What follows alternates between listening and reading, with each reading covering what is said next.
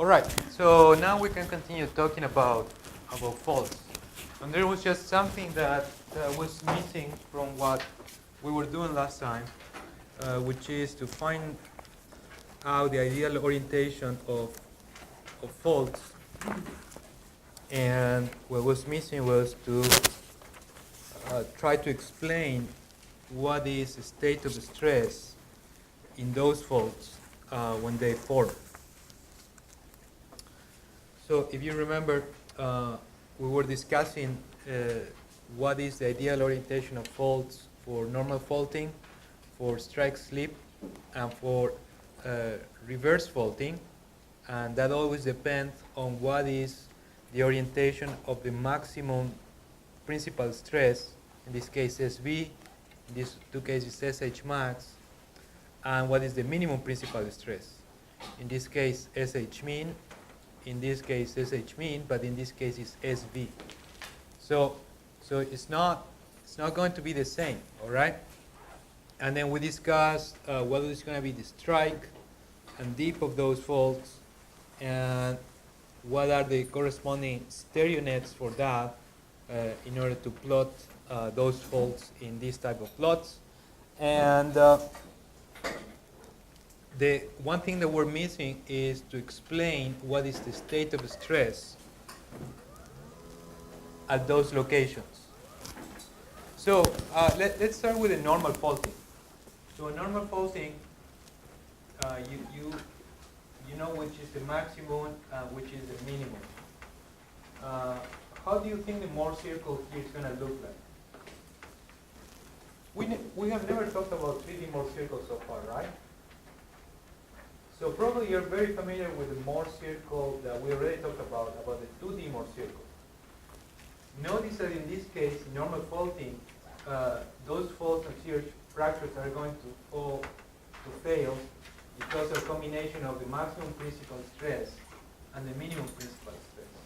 And this is a shear failure. And since this is a shear failure, here we're going to have a shear failure line in which the shear stress is proportional to the normal stress times the friction coefficient, and the shear failure that occurs due to the combination of maximum principal stress is going to be, this is going to be the maximum, this is going to be the minimum, and it's going to be that Mohr circle, and this failure over here, the one that causes those faults. If you do what we have done before for the 2D case, and we look at the center of this circle, you will find that angle, 60 degrees, by having this angle over here divided by 2. So in this case, this angle is 120 degrees, 2 times 60 degrees. Let me zoom in there so you can see a little bit more clearly what I'm writing over here. And that Mohr circle is going to be a combination of the maximum principal stress and the minimum principal stress. We're going to add one more thing here. This is something you already knew, okay? But we're going to add more thing, which is the intermediate principal stress. And that's going to take us into a 3D Mohr circle. So I'm going to explain it a little bit more after we finish this example. We know that there is an intermediate principal stress. Let's say it is somewhere over here. And because there is an intermediate principal stress, there are going to be 2 other Mohr circles. One over here that goes from here to there, and there's going to be another one that goes from here to here, which is going to be this other Mohr circle. And now I remember, I think we did talk about 3 Mohr circles, but that was for the other class. But the failure is going to be always due, and it's always going to happen with the biggest Mohr circle. So the combination of the minimum and the maximum. And that angle here is 2 times this angle over there. Let's make the Mohr circle for this one. What is going to be the maximum principal stress in this case? In the strike slip case. Which one? The maximum horizontal stress. So let me also draw a circle somewhere over here. It's going to be sigma h max, and the minimum is going to be sigma h min. If this is the center of the circle, this angle over here until failure, where this is the friction angle,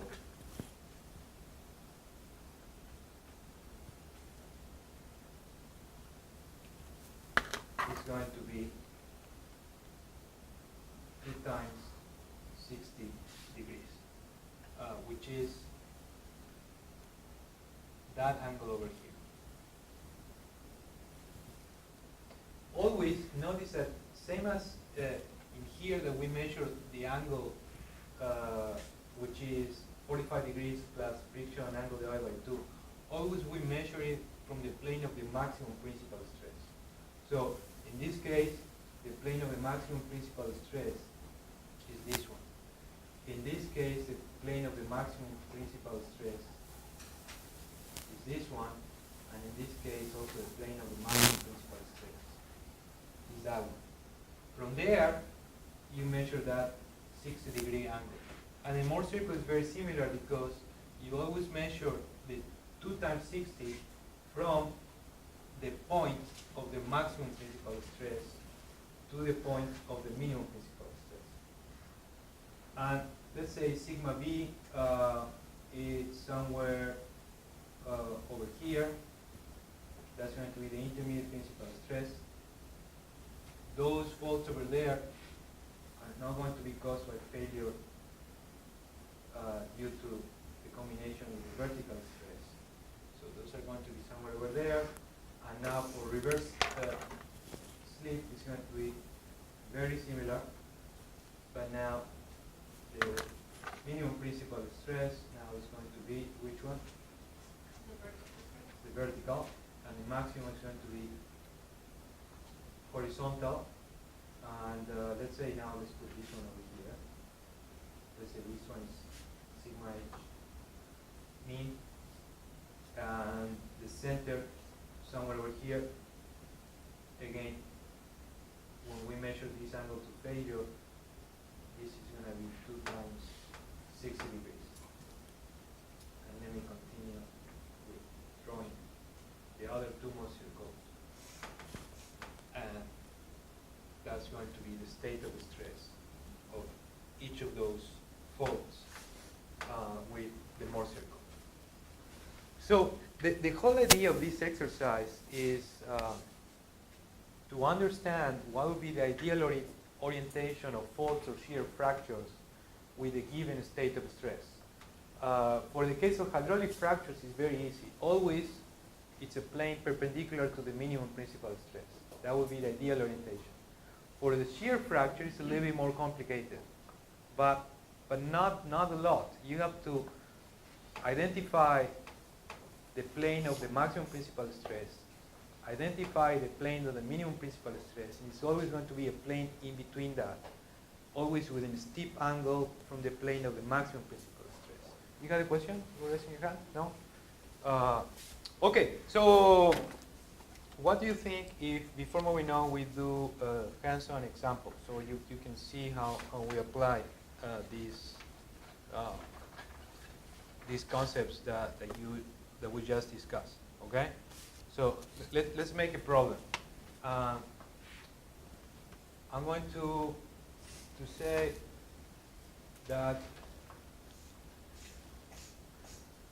we are in a case with normal faulting, and I know that the minimum principal stress is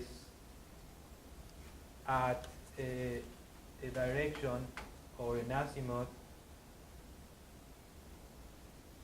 equal to 60 degrees from the north towards the west, and I know that the friction angle is going to be 30 degrees. Okay? That's what you know about the state of stress at a given location. I want you to tell me what is going to be the ideal orientation of a hydraulic fracture. So I want to know what is going to be the dip, what is going to be the strike, and what is going to be the ideal orientation of those faults caused by that state of stress. Okay? So I'll give you 5 minutes about that.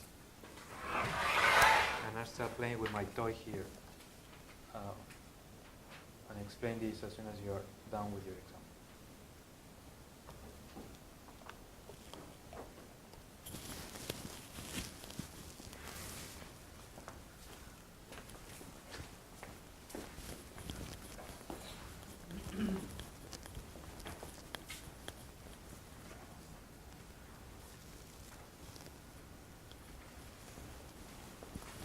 So by the way, I already uploaded the new homework, which is due in about a week. It's not too difficult, but it has many small problems, very similar to the ones that we're going to work with in class. So the sooner you start, the better.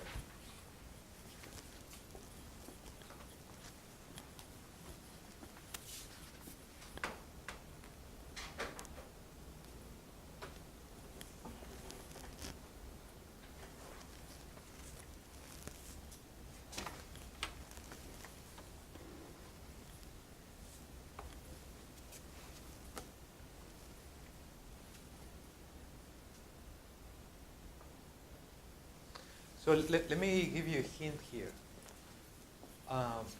So far we have been working with faults or with direction of minimum principal stress are always at 0 degrees or 90 degrees, so it's easier to draw. This is not the case, okay? It's a little bit more complicated, but still not too difficult.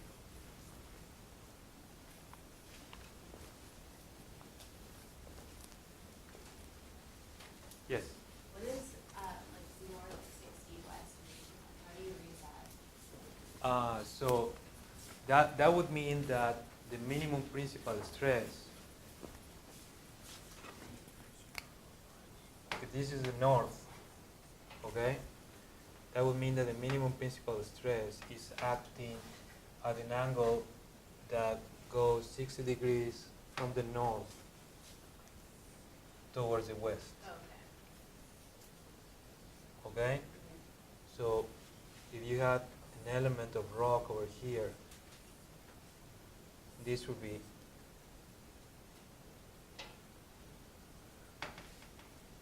SH mean.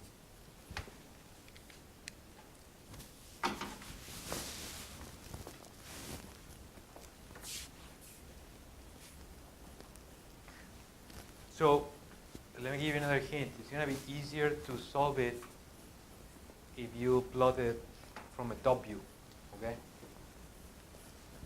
The strike is going to be probably the most difficult part to get it right. The dip is not going to be that difficult.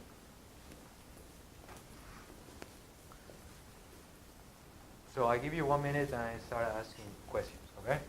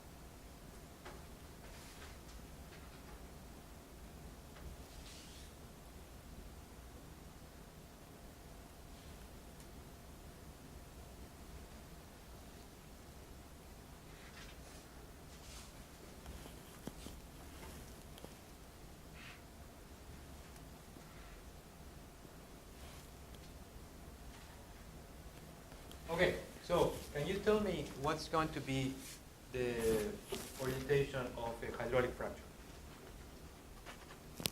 Ideal orientation of hydraulic fracture. I'm gonna assume this is a hydraulic fracture. You tell me stop, okay? What do you think? Like what was the deep? Coming out of And what about in numbers? 30 degrees strike. And then So strike 30 degrees, deep 90 degrees. you measure strike from like the north? Yes. Okay. So we saw two conventions for strike. Okay? In one of those, it uses the north, the west, the east, and the south. And the other one just uses an angle, always measured from the north clockwise. I like this one better, right? So, do we all agree that this is going to be the ideal orientation of hydraulic fracture? Why was dip 90? Because in this case, and that's a good question, SV is a principal stress. In all our cases, we're going to assume that SV is a principal stress. And if SV is a principal stress, horizontal stress are also principal stresses, and therefore the hydraulic fractures have to be perpendicular to the direction of the minimum principal stress. Okay, are we all good with this? Yes? Okay. What would be the orientation of a horizontal wellbore if I wanted several hydraulic fractures? Like, one after the other, like this. Tuk, tuk, tuk, tuk, tuk. Horizontal wellbore should be drilled the same direction of SH in, something like this, right? So it is 60 degrees from the north toward the west. Okay, hydraulic fractures we have. Let's see now the faults. Are those faults, what is going to be the strike of those faults? It's going to be, can it be a plane like somewhere like this? So let's solve for the strike, okay? So you tell me stop when you think the strike is the right one. Oh, There? yeah, like that. Why that? Because like the plane of it has to be between SH max. Okay. So, right. So SH max is somewhere over there, and that's the intermediate stress, and the plane of the fault has to contain that intermediate stress. Let's solve now the deep. So, and the deep, so this one cannot be, because that's the orientation of hydraulic fracture, so that's not possible. So you tell me stop when you think that that's the right deep. Like, could it be this? No, probably not, right? Not that one, so somewhere there. And what is going to be then the angle from the horizontal plane towards that angle over there? It's going to be 60 degrees, right? So we're not going to be able to draw these in 3 dimensions. You could do it, okay? But it's just going to be easier. Let me do the following.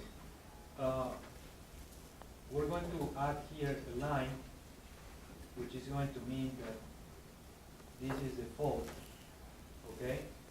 And there is a sign for this in geological maps, which is this one, that tells what is a deep. So this one tells what is a strike, and this other line tells in which direction we have the deep.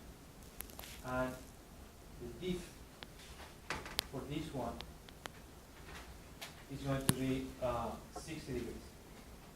And especially for this one, is 60 degrees towards the southeast.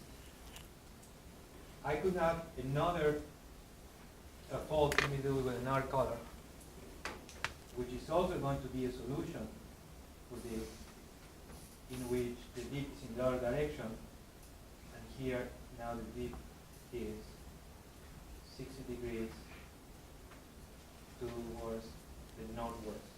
So those two solutions then now are going to be something which looks more or less like this. Those two faults are something like this. Very steep and oriented that way. I don't know if it's easier to look at that over here, right? It will be something like that. So vertical stress, minimum principal stress.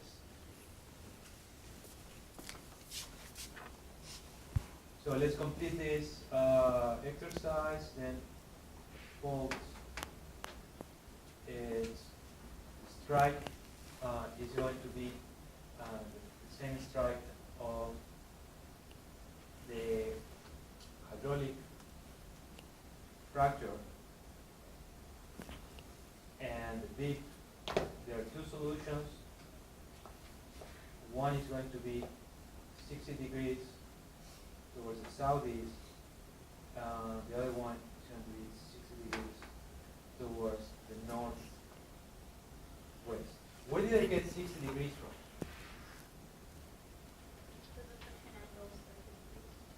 So it's 45 degrees plus the friction angle divided by 2. Where in this case, I knew that the friction angle was 30.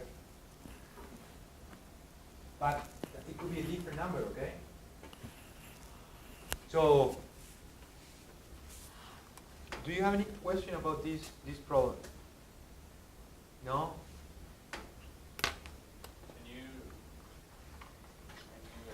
explain why the dip is 60 degrees again? Like, I would think it would be totally flat instead of being 60 degrees. You mean flat like this? Like this. Like when you would open the hydraulic fracture inside Yeah. the horizontal area, I don't think it would be going up in the vertical section because there's the maximum stress. So the hydraulic fracture is a vertical plane. That's ideal orientation of hydraulic fracture in this place. It's a plane which is like that. That's what I don't get because like we're having the maximum stress on the top. So actually never mind. So this is going to be the orientation of the hydraulic fracture. This is going to be the ideal orientation of this normal force.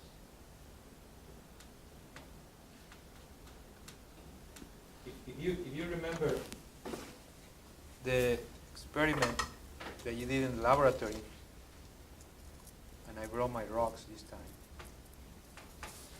it looks, oh, it's breaking apart. It looks something like this. So the same thing, you see the same steep angle is that angle over there. So this thing is that way. So always here, this is the plane of the maximum principal stress. This is the plane in which you have the minimum principal stress. Okay, let's do one more exercise. But was that one clear? Yeah? Well, we'll do one more just to make sure that you have that one right, and then we'll move on. You have several of these in the homework.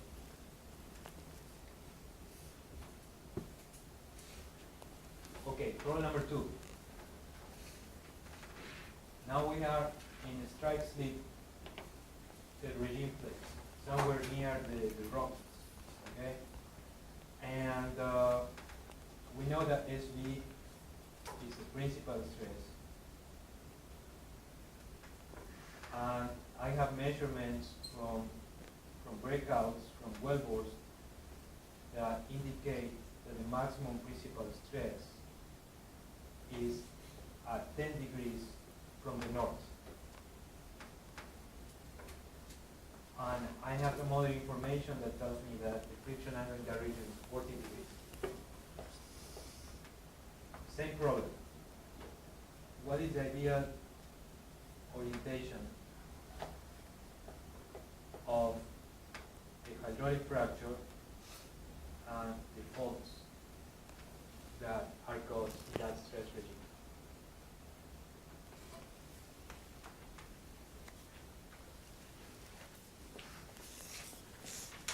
Okay.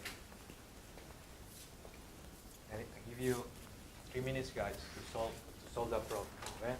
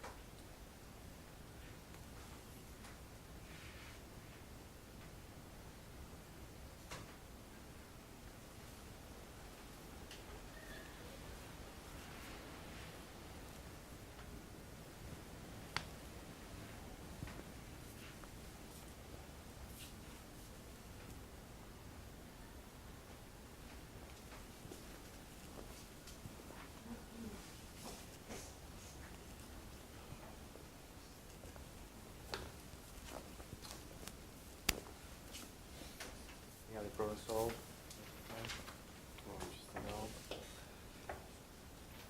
You know how to start. Yeah. I just don't want to write down the pen. What? I just don't want to write down the pen. Okay. Well,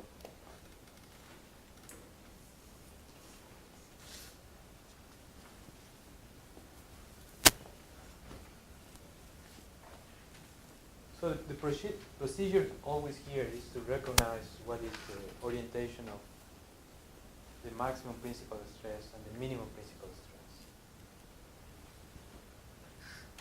And based on that, to figure what will be the orientation of those faults or fractures.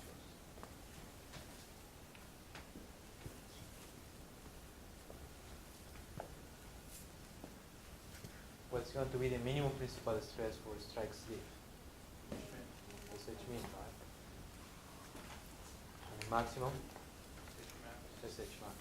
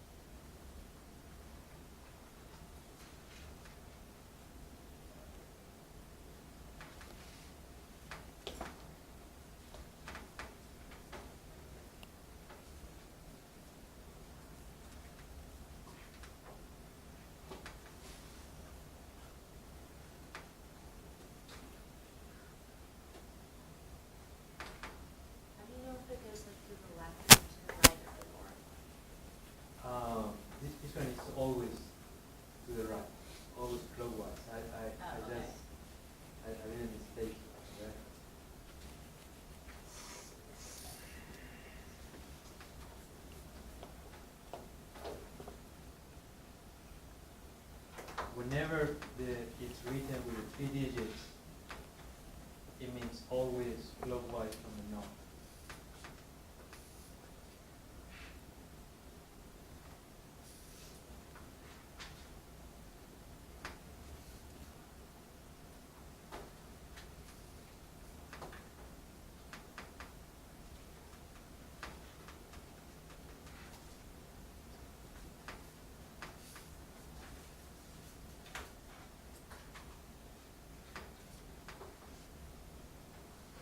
This one, it says H max perpendicular to the edge.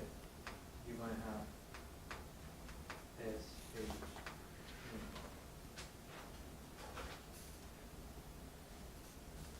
So this is just a problem of geometry. Okay.